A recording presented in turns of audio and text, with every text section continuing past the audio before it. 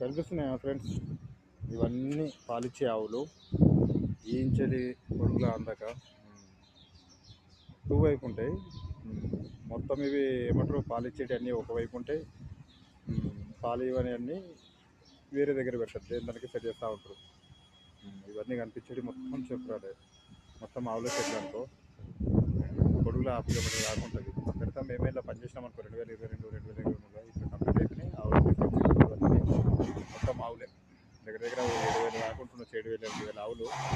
మన దగ్గర అయితేనేమో మేతకు తీసుకెళ్తూ ఉంటాం.